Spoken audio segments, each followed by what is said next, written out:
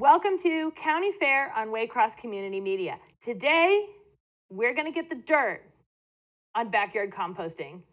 Today, we have in our studio Elise Erhart. Elise is the outreach specialist with the Hamiton County R3Source downtown. And first of all, you can see on the screen Hamiton County R3Source.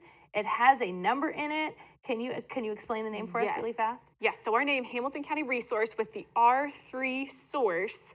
That spelling of it is symbolic because R3 stands for reduce, reuse, and recycle. We call it resource because we are a resource for the county, but we keep it in there because we have to give a nod to reduce, reuse, recycle. I like it. And also, thank you for explaining that because I just wanted to make sure the viewers know that's not a typo in the graphic. It really is R3Source. It is there. That is correct. I like it. I like that very much. It's just like the get the dirt on composting puns. I like that. That is just fully embraced. Yes. So let's start with why do we care about composting? Before we get into how we do it, why should we bother? So there are three main reasons why we do backyard composting. The first one is we want to divert waste from the landfills.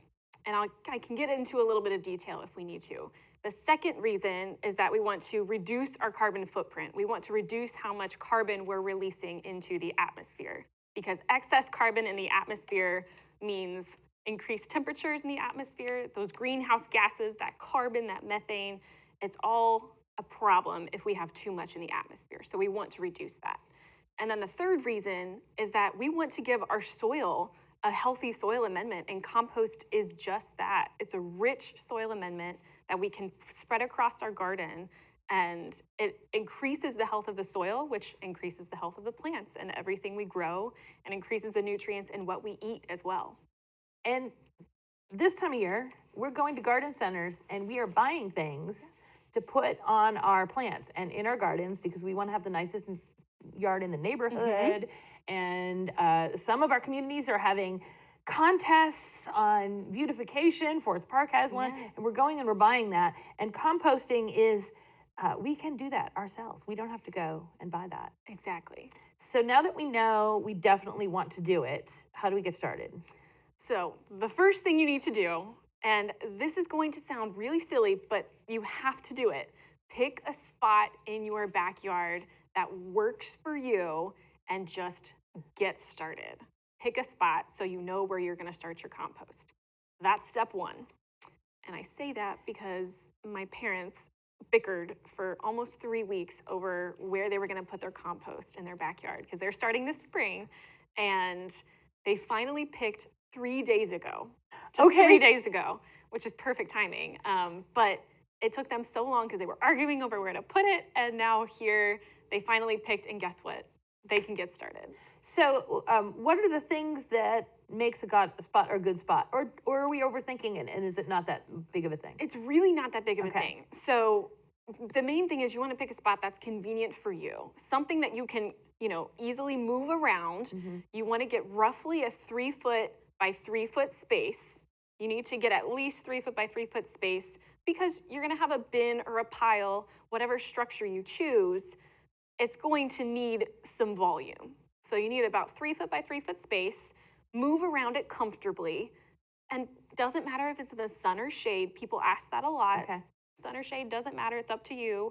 The main thing is don't put it right up next to a live tree, because we don't want the tree to decompose as the decomposers accidentally wander over. Don't put it right up against a tree. You can put it near a tree, just not right up against it. And how about near structures? Do you want it near your back door? Do you want it against a building or near your shed or someplace isolated? It's up to you. I would not, you can put it right next to your back door, nice and easy, really convenient to go and step outside. But don't put it where there's maybe an overhang that you could hit your head on if you're, moving around it and you have to turn your compost at some point. We'll talk about that. But the main thing is you can conveniently move around it. So you can put it next to a wall, that's fine. Just make sure you can move around the rest of it. So once you've picked a spot, and it sounds like there are lots of choices, you don't have to have just a perfectly engineered spot, which is good. What is the next thing we need to think about? What kind of setup do we need there? You need to think about what kind of structure is best for your backyard. So there's several different options, and we can go through those right now. So the first thing is you can have a cheap, free pile. You can do a compost pile. There's no structure, no cage or bin around it. It is just a pile in the corner of your backyard. That's great, especially if you want something easy and quick. But the one thing you have to remember is if you don't want animals coming and rustling around in your compost pile, that's probably not the best option for you. Okay. You want something with a little bit more structure if you're worried about animals or wind or something getting into your compost pile and messing it up. Okay, so the benefit is I don't have to go out and get anything to start Correct. composting. I picked a spot, I made a pile, Yep. the end. But we live near Winton Woods. There's lots of critters, so maybe there's some other options. What are some of those other options? So you could do a little wire bin or cage where you could put a lid on top of it or not. You could do a big plastic bin. Those are sold in multiple stores all over. You can find them at a Home Depot. You can find them on Amazon, anything like that. You can find them in any home store. And you can get a plastic bin. It kind of looks like an upside down trash can. Okay. It's fancier than that, but it's got a little garage door at the bottom that you can open and pull out the compost as it finishes. Okay. I think that's a really useful one for starters. So new stuff on top, and you pull out the decomposed on new the bottom? stuff, it slowly breaks down on the bottom. It's a perfect structure, especially if you're getting started. It's really simple to use. And then you could also do a DIY bin. You can make whatever works for you. You could do a little cement wall, little concrete wall or bin.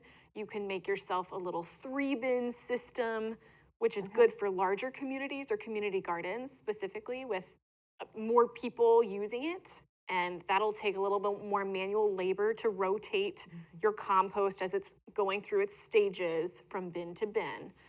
And then you could also do a compost tumbler. That's a little bit different because you'll have to add the soil to it to get started. You need the critters to do the composting in the first place. They need to do the breaking down. So you'll have to add the soil into it because it's off the ground. And the great thing about that one is that you can turn it easy with you don't have to get up, you don't have to do any manual labor, you just turn it. So it's really good for people who struggle getting up and down or might have an injury that they can't And I've seen these in different sizes. I've seen tumblers that Yes. fit on the back of an apartment deck. They can be tiny, they can be huge. There's lots of good sizes. It's like a bingo turner for your compost. Exactly. It's what it looks That's like to exactly me. what it is. That's it's easy as that too. Okay. It's really nice. Okay. Mm-hmm. Is that something that every hardware store has, or is that something you'd special order? Where do you get these kinds of special You things? can get a tumbler again at like a Home Depot, a Lowe's, Menards, something like that. And you can always order online. Google is your best friend. Okay. You can always order something online. It'll be nice if you prefer to, shop in person, then go to one of those like backyard equipment stores.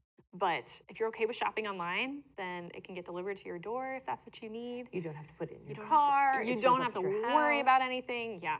It can just show up for you and you just decide what size you want. And we'll talk more about contact information at the end, but seems like a good point to say, I feel like at the equipment stage is one place that people will have a lot of questions and want to talk to someone that's experienced. Yes. And so they call you and say, all right, Absolutely. this is my lifestyle. This is the kind of yard I have. What do you think is a good match for me? Yeah. And things like that. Absolutely. Please give me a call, and she'll put my contact information up. But please give me a call or send me an email. I'm always available, and don't call me overnight, but I'm available during the daytime, and I'd be happy to maybe kind of walk you through what your lifestyle is, what might work best for you, and we can go through a little list of pros and cons if you're trying to figure out what structure might work best. Yeah, that sounds great. It's so great to have that resource because you hear about composting. I see TikToks about composting. Not that I'm looking at a lot of those, but they show up in my feed. So to be able to have a resource of someone to call, and look, it's in the name, Hamilton County R3Source. That's what we're here for. Yeah. That's what the 3 is. It's also an E. So we've got equipment. Now, how does that work? How does the actual process of getting your stuff into mulch you can use in your yard? Yes. So once you have you've decided your spot in your backyard, you've picked your structure, you're ready to get started, how do we start? So there are things that you have to feed your compost. Think of your compost bin or structure as its own little habitat. It's got the decomposers in it, the critters that are coming up to do the work of decomposing your food scraps. We have to give them food, we have to give them water, and we have to give them air. It's sort of your own little habitat in your backyard that you're taking care of in its own little system. So the first thing, most important, food. We have to give it food. So there are two kinds of things that we have to put in our compost. Okay. Two categories. The first category is what we call greens. Those items are nitrogen rich and they give proteins and amino acids and those enzymes to keep cell growth and function going in the decomposers. They eat them for that energy, that those nutrients. So those things are food scraps that you think of, like veggies, fruits, tea bags. That's a fun one. I'm going to show some of these here. We have some of this here, so let's look at it.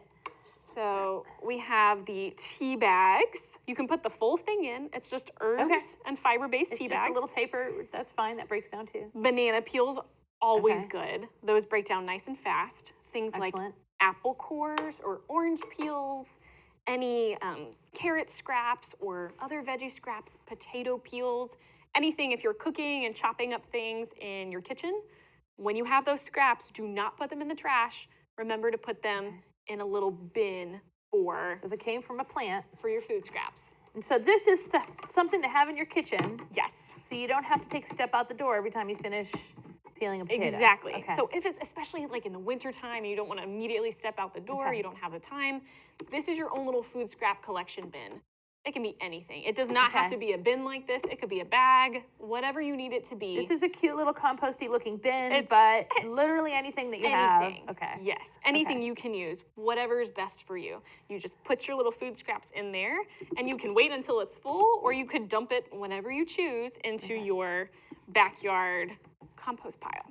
Okay. So that's the thing. So those are those greens, full of nitrogen, really good for those organisms. But what we need to balance those greens out with is what we call browns. Okay. And those browns are rich in carbon. And those give the organisms their energy for life.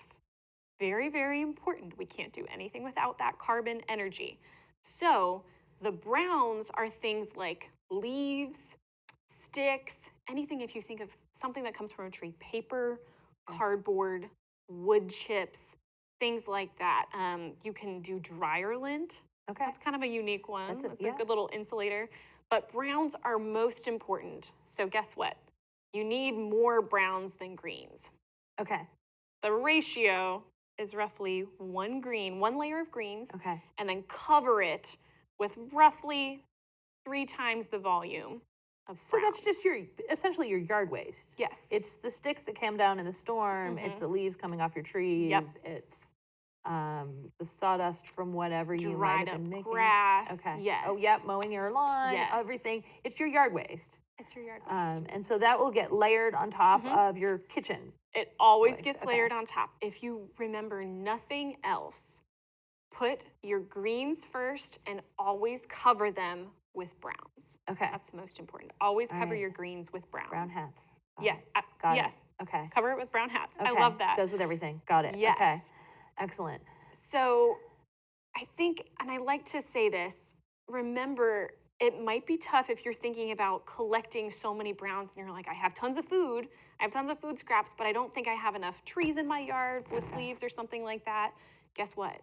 There's other stuff you can use. Get creative with paper. You can use shredded paper. Yeah, You can use things like shredded brown paper towels or brown paper napkins that you can't put in the recycling, and we don't want to put them in the landfill, so put them in the compost. Get creative with what you can use, and you can always go and collect your neighbor's leaves. They'd really appreciate that, I'm sure. That's true. They won't be mad if you take their leaves. So store up and kind of strategize with your browns. Make sure you have enough at all times and get creative. So is that where the 3-bin system comes in? So you can kind of stockpile browns when you need to put it on The top? Or 3-bin system is more for rotating your actual compost layers. Okay. But it's really useful if you want to have your own little separate outdoor bin to collect leaves and sticks and things like that. That's a really good idea. So you'll just have them when you need to put another layer Yes. on top. Okay. It's convenient. You can just set it next to your compost bin and be like, okay, I dumped my little food scraps. Okay. Now I got to cover it with my browns that are right here. That's Because really it seems nice. like you'd want to put something in place to make this easy. Yes. If there's too many steps, I feel like that Right. would be the thing that makes it hard. We want to try to keep it as convenient for you as possible. Okay. Now, there are things that we shouldn't put in the compost pile, right? Correct. What kind of things should we not put in there? The main categories are meat and Okay. dairy products. All right. And the reason for that is they smell really, really bad. And they're not plant-based. They come from animals. So they're going to break down differently. It's not the same as a plant material, like a fruit or veggie. So they'll smell really bad and they'll attract pests like ants and flies. And we don't want that. We want to keep the smell way down. That's why we cover things with browns. Browns are really, really good for keeping the smell down. Okay. So don't mess up your compost by putting in meat or dairy. And that's important for when you're collecting them into your little kitchen bin. Yes. Because if you're making a meal, you've got all your potato peels and chopped onion, Right. whatever you've got. And but you also will have little meat trimmings and things like Yes. that. So you don't want to put those in there and dump them out. Correct. Comes back to those neighbors again. They won't Right. love you. They'll Be love good you to if your you take their neighbors. leaves, but Yeah. not if you put meat in your compost. Got it. Okay. Exactly. All right. We are promoting good neighborly relations here on Waycross Community Media. Absolutely. Okay. Excellent. What about the so a lot of us have pets, and pets leave us some waste. What about some of that? We have different kinds of pets. There's different kind of things Yes. happening there. There's different types of things. So if you have a dog or a cat, we are not going to put the dog or cat manure Okay. in the compost for the same reason as the meat and dairy, because those animals are carnivores. They eat meat-based products typically. We cannot put that in the compost. It will smell really bad and it will attract pests, and we don't want that.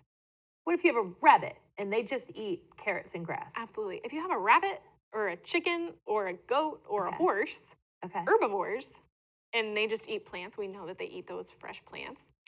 They can be, that manure can be used in your compost. But keep in mind, while it looks brown, it's actually very rich in nitrogen, so it would be considered a green.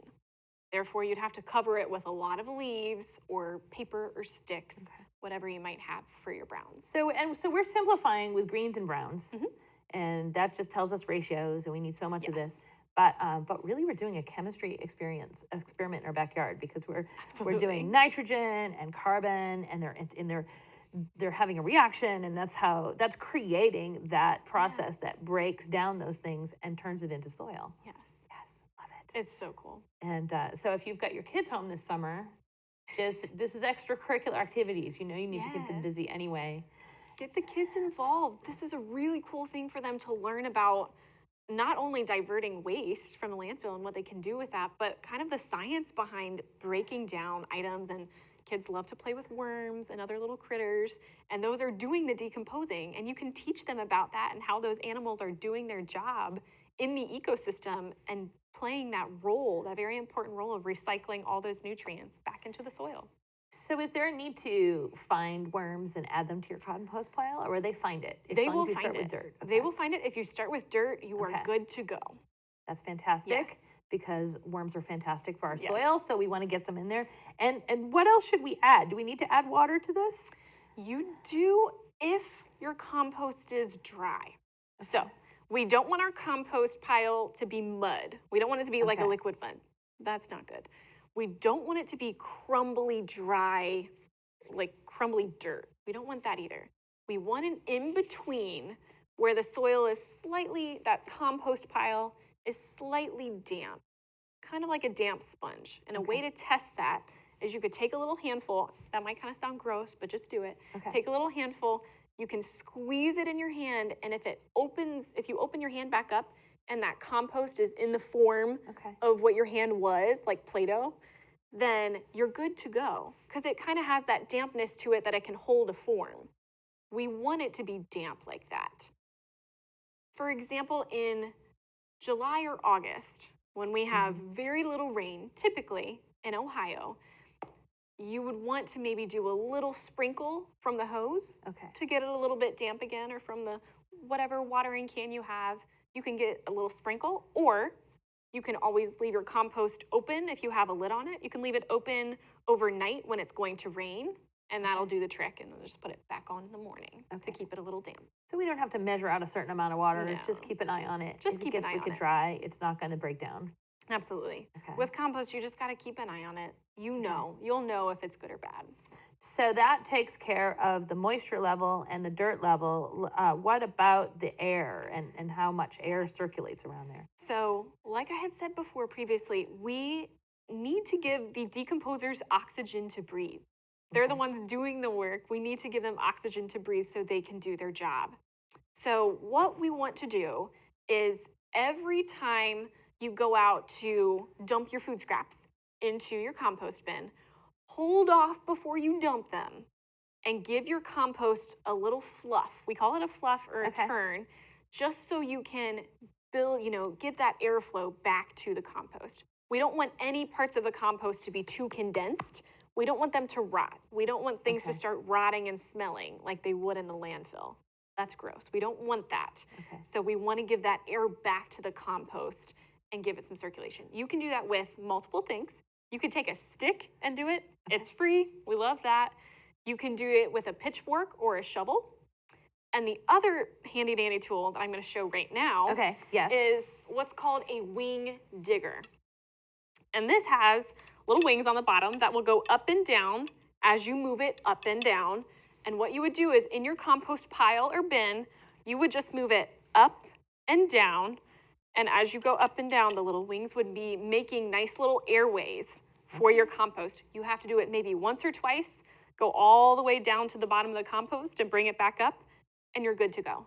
And you just do this every time you add something. Every time. You don't have to make a schedule just when you're standing there. Exactly. So you'll go out, you'll turn it, and then you add your compost new scraps and then cover it with your browns. So we don't want to add your scraps, cover them beautifully with browns, and then mix it all up. We want to turn it first. You need those layers to work out on the top. Exactly. And then we'll cover it with your food scraps and your little browns hat. Like you said. Yeah. No, I don't know that that's the official term for it, but that is now what I call it. I like it. So we're just adding more parts of the chemistry equation. We had nitrogen, we had carbon, now we're adding the oxygen to make sure that everything is in that bin or that pile for the reaction to happen, for it to break down. Absolutely. What about seasonally? Does anything change in the way we take care of our composting? Yes. So in the winter, it actually gets a little bit easier because you don't want to turn it in the winter. And the reason for that is we don't want to freeze and kill off the decomposers, the little critters inside. We don't want to freeze them. We want to keep them warm as they're nice and insulated in their little pile, creating their own heat. They're the ones doing all the work and creating the heat from breaking down the items and reproducing. So they have their own little heat pocket that they're creating. We don't want to mess that up in the wintertime when it's below 40 degrees by turning it. So if it's a warm winter day, it's above 40 degrees, you can go out and turn it. But if it's cold, all you have to do is just make your basic greens and then cover them with browns.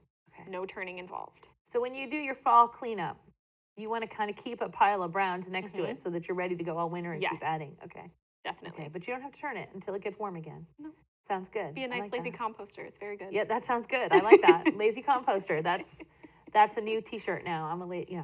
How do we know if it's working? How long does it take to kind of see compost? I feel like I would check all the time. Yeah, you can check all the time. It'll be fun. You can check. You can keep an eye on it. But you got to be patient, because if you're just starting out, it'll take roughly 6 months before you have a good, healthy layer of compost at the bottom. You might see it happening a little sooner. That's great. But roughly 6 months before you have enough that you could spread on your garden. That's good to know, because I can start give myself a little leeway before peaking. But I feel like that's long enough that if you didn't know that, you would think, forget it, it's not working. Exactly. So that's important. What are the spots that you hear from where people say, I'm having problems with this? Typically, one of the first things is people say that they don't have enough browns. Okay. And we kind of went over that. You got to strategize, maybe make a little storage bin in your backyard for browns, and think about all the creative ways you can get indoor browns and put them outside. So, strategize your browns. Another trouble that people often have is that they think it's either too wet or too dry in the compost. And if it's too wet, if maybe it's getting a little muddy, what you're going to do is you're add more browns because they'll kind of dry it out a little bit. Browns are dry. They will add that dry amount to it. Or you can leave it out in like a sunny spot. Leave a lid open when it's really hot and sunny. Some of that water will evaporate off of it. If it's too dry, you're going to do the opposite and you're going to add greens because the greens are the moist fruit scraps or veggie scraps. You're going to add the moist greens in. And then if you really need more water, then you can add the water yourself with like a hose. Okay. So more, especially if you feel like it's starting to smell, you probably haven't put enough browns on top. Exactly. So that's when you need to be creative. And shredded paper, you mentioned, there's all kinds of things in the house. We were talking about leaves because it's easy, but if you don't have a big yard or as I know of people that compost on their apartment deck. So absolutely, they're finding enough stuff in their house to do that with. And if they can find enough stuff, then we can find enough stuff to do it. So then it comes time to, it's been 6 months down the road. It's a new season. I'm ready to use the compost. Yes. Are there any tricks to taking things out of this pile to keep the pile intact? The main thing is if you're taking it, you got to scoop from the bottom because all the compost has broken down and all the little bits and pieces are going to be at the bottom. So we have to scoop with a shovel or a pitchfork or with your hands if you want to, but I would recommend a shovel or pitchfork. You pull it out from the bottom and you will get a nice layer that you can kind of sift through with your hands or with a sifter if you want to be really fancy. Take out those big chunks that aren't fully decomposed yet. Just throw them back in. They'll do it over time. Don't worry about that. But just take out the chunks and make sure that it's roughly... Let's see, what is that going to look like? Let's see. It's going to look like this. So beautiful compost. We have nice, it's kind of moist. It feels kind of damp. And it's this beautiful, rich, dark amendment. Oh, see? And you see it hold together. It just holds like we were together. Saying. We love that. It's got that dampness. Fantastic. That's the kind you go to the garden center and spend a whole lot of money to get a bag of, and you just made that. Okay. You can make your own lazy composter. Yes. Yes. So we have that. And what you do with it, my dirty hands, what you do with it is you're going to treat it as if it's mulch. It's the same idea, but even better. So you're going to spread roughly an inch across your garden soil. Whatever, if you have flowers, veggies, fruits, doesn't matter.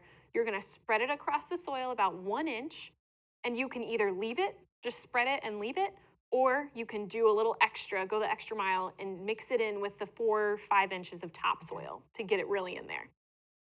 I recommend doing this when it's about to rain or going to rain in the next couple days because the water will help it seep down and really get into that soil. And we want that. It'll work faster. It'll work more efficiently. We want those nutrients to get into the ground as quick as possible. And a lot of us have soil that has a lot of clay or a lot of sand, and this will add a lot of that. We need that in our Ohio clay soil. We really need our compost to do its job. So get your compost down there and make sure that you really put it on your soil. Give it a nice healthy amount. And if you work with garden like pots in your porch or whatever you have, it's going to have a lot less soil in those pots. And our compost amendment is really rich. So we don't want to overdo it in our pots. We want to put a nice little sprinkle on your pots. Nothing crazy. You don't have to put an inch like you would in the regular garden beds. Just put a little sprinkle on your garden pots and that'll do the trick as well. That's good to know. So don't overdo it. As people are learning about this now, I suspect people will have questions. They'll want to know what kind of resources. Again, we're back to the name of the organization, resources. What can they find out about? What kind of things can they get help with as they're deciding how to do this? So give us a call, email me or contact me in any way, and we will talk about consulting you on what kind of structure you might need for your garden to do your backyard composting. We can talk about what to use it on, what benefits it might have for your plants in your backyard. We can talk about troubleshooting. If you give me a call and you say, it's really dry and I've tried a couple of these things, we can go through other strategies to troubleshoot and make sure that your compost is doing what it needs to do. And we will help with any stage of the composting process. We're more than happy to help and talk you through it. We want to be here for you. To know that we have someone local to call, an actual person. Sure, we can just look things up online, but that doesn't match with what you know what our soil is like. You know what our yards are like, and like I said, you can take a look at what someone actual has in their scenario. That is so helpful. I think it makes it a lot less intimidating to try. This is a whole new thing. Exactly. What if someone is connected to a scout group or local town organization and they think, you know what, all my members need to know about this? Can they call and get information? Yes, they can. Again, call me. I am the outreach specialist. So I'm the one who will provide and teach programs to any group that is interested in learning about composting, as well as recycling and any other waste reduction related topics. So composting is really my jam right now, especially in the springtime. I'm always loving coming out and meeting communities and different groups. So scouts, church groups, community garden groups, whatever you might have. If you're interested and you have a little group ready to go, wanting to learn, I would love to come out. So again, contact me by phone, by email, whatever works for you, and I'd be happy to schedule something. That's fantastic. I love having these, well, again, resources. I'm saying the word resource. Good, we need to keep doing it. You already put it in the name. Reduce, reuse, recycle. And of course, we're talking about how this is great and money saving and wonderful and makes your garden look better than everyone's in town. But also, it keeps all of this out of the landfill, which is great. We only have a limited amount of space in there. Exactly. And there's just, we talked at the beginning, all the different benefits. I want to thank you so much for coming in and sharing all this information. And I want to thank you for watching. That means you are staying connected to different ways you can access the resources of Hamilton County. And we'll see you next time.